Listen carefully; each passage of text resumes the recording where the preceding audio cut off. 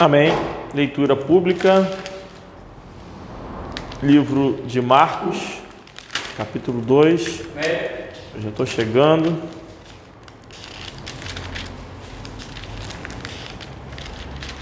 Diz assim, então, a palavra de Deus, no livro de Marcos, capítulo 2.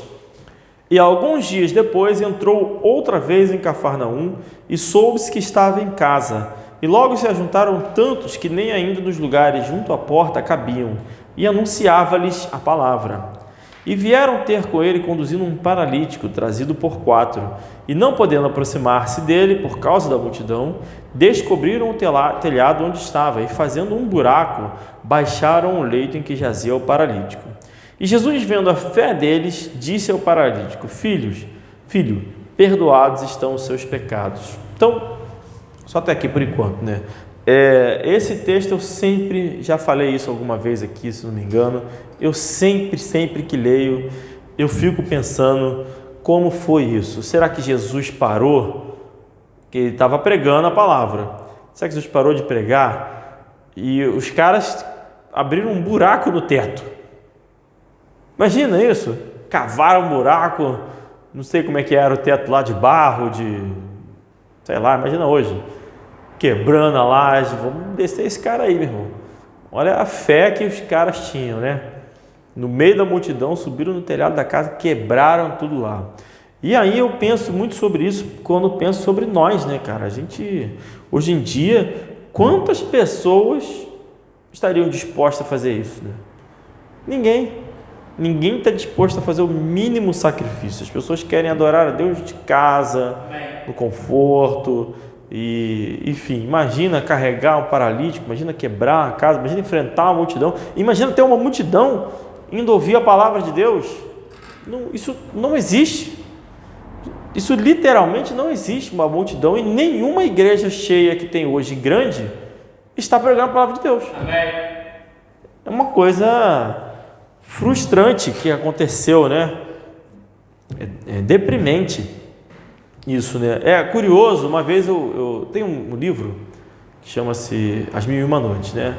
Aí é um livro muito antigo, do século VII, então é um livro que não é bíblico, mas é próximo, assim, mais próximo do que nós, né? Da época, né? E lá no livro conta como é que as pessoas corriam atrás de contadores de histórias. Então chegava um contador de história na cidade, todo mundo ia lá para ouvir o cara contar a história. Aí uma vez alguém falou assim, não, porque Jesus então era como se fosse um contador de história, né? Só que na verdade isso não é verdade, porque até hoje os contadores de história, as pessoas estão correndo atrás deles até hoje, na internet, nos negócios talk show, tudo quanto é conto, na verdade aumentou, porque tá cheio de gente contando história na internet, tá cheio de gente viralizando por qualquer coisa. O que não tem é gente procurando o nosso Senhor Jesus, né? Amém. Então essa relação está errada. Falta fé. E foi fé que Jesus viu. Jesus viu a fé deles, né? E perdoou os pecados do rapaz que desceu ali. E estavam ali assentados alguns dos escribas que razoavam em seus corações, dizendo: por que diz este assim blasfêmias? Quem pode perdoar pecados senão Deus? Então, quem é o único que pode perdoar pecados? Deus. E aí eles estão falando aqui de Deus Pai, né? Estavam errados os fariseus ali? Não, estavam certos. E Jesus, conhecendo logo o seu espírito, que assim arrazoava entre si, lhes disse: por que arrazoais sobre estas coisas em vossos corações? Que é mais fácil, dizer ao paralítico: estão perdoados os teus pecados? Ou dizer-lhe: levanta-te e toma o teu leito e anda? Então, o que Jesus está ensinando aqui, que passa muitas vezes despercebido, é que qualquer um pode dizer: estão perdoados os teus pecados, que isso não tem em si valor algum, né? Igual o padre, você vai, reza lá o terço, 10 Ave Maria, 5 Pai Nosso, estão perdoados os seus pecados.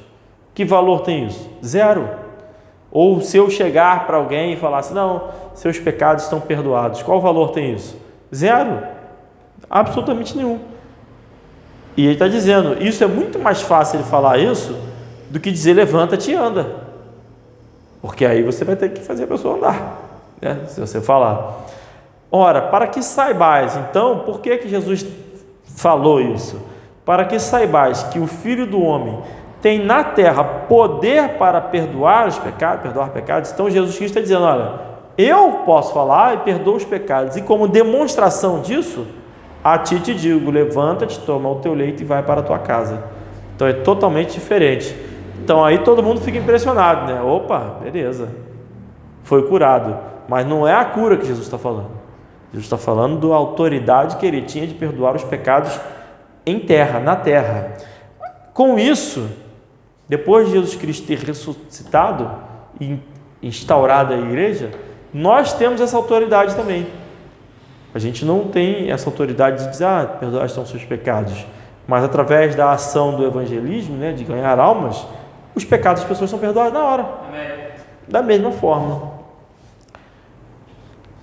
Mas ninguém vai ver o paralítico sendo curado, né? Por isso que Jesus falou, né? Bem-aventurado aqueles que não viram e creram. E levantou-se e, tomando logo o leito, saiu em presença de todos, de sorte que todos se admiraram e glorificaram a Deus, dizendo, nunca tal vimos. Então os fariseus reconheciam que só Deus podia perdoar os pecados. Jesus falou, para mostrar que eu tenho autoridade, que eu sou Deus, eu vou curar o paralítico e dizer que eu posso perdoar o pecado. Mesmo assim, eles não aceitaram. E tornou a sair para o mar, e toda a multidão ia ter com ele, e ele os ensinava. E passando, viu Levi, filho de Alfeu, sentado na recebedoria, e disse-lhe, segue-me. E levantando-se, o seguiu. E aconteceu que, estando sentado à mesa em casa deste, também estavam sentados à mesa com Jesus e seus discípulos, muitos publicanos e pecadores, porque eram muitos, e o tinham seguido. Vamos fazer esse teste um dia? Vamos caminhar na rua, falar para alguém, segue-me. O cara já te seguiu na rua. É verdade, amém. E os escribas e fariseus, vendo-o comer com os publicanos e pecadores, disseram aos seus discípulos, por que come e bebe ele com os publicanos e pecadores? Na verdade, a gente já passou por essa experiência algumas vezes, e não foi a primeira vez que a gente falou com alguma pessoa individualmente no evangelismo, outros pararam. Às vezes até as outras aceitam, né? As outras que estão de fora acabam aceitando. Para atrapalhar, já foi mais comum. Tem tempo que ninguém atrapalha, né? Tem tempo. Os próprios indivíduos se atrapalham. Agora, isso aqui, esse verso 16, demonstra como é que a gente vive, né? O tempo todo, os filhos do diabo estão procurando coisa para nos acusar. O tempo todo. Jesus foi lá, tranquilão, sentou lá, o pessoal, Jesus lá comendo e tal. É assim mesmo. Por isso que a gente tem que ter o cuidado com as coisas que a gente faz, né? Ter muito cuidado. Apesar do que os que são filhos do diabo mesmo e vão... Jesus não fez nada de errado aqui. Absolutamente nada de errado, estava certo.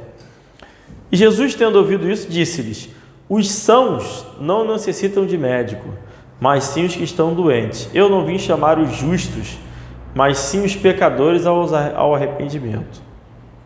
Então tinha justo nessa época andando lá? Tinha justo. Não, aos seus próprios olhos, né? Está falando disso. Aqueles que se acham justos, que são bons e tal, esses eu não vim chamar, não. Eu vim chamar os que são pecadores.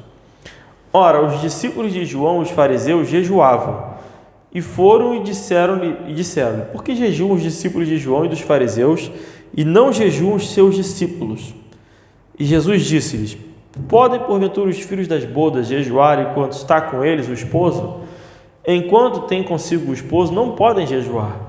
Mas dias virão em que lhes será tirado o esposo, e então jejuarão naqueles dias.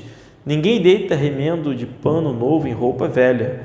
De outra sorte, o mesmo remendo novo rompe o velho, e a rotura fica maior. E ninguém deita vinho novo em odres velhos. De outra sorte, o vinho novo rompe os odres e entorna-se o vinho. E os odres estragam-se, o vinho novo deve ser deitado em odres novos. Então, o jejum, ele tinha uma função que era relacionada àquilo que era antigo, antes do sacrifício de Cristo. Né? Quando no Antigo Testamento você tem a forma de se humilhar publicamente, né? Que são algumas formas, se vestir de pano de saco, passar cinzas, né, no corpo, né, jogar cinzas, e jejuar. Você se humilha perante o Senhor, diante de um pecado grave, diante de alguma coisa, pedindo perdão, uma série de coisas nesse sentido assim, pedindo oração, pedindo, enfim. Quando Jesus veio, ele anulou aquilo que representava a morte. Por exemplo, o pecado, né, o pano de saco representa isso, o pecado, e as cinzas do fogo, né, condenação no fogo. Mas aquilo que não representa a morte e que representa apenas a humildade, né, de confiar no Senhor, que é o jejum, Jesus manteve. Então, quando esse texto aqui de odres novos e vinho novo, no meu entendimento, está falando de jejum. Jesus está trazendo uma nova forma de fazer jejum, um novo entendimento de fazer jejum.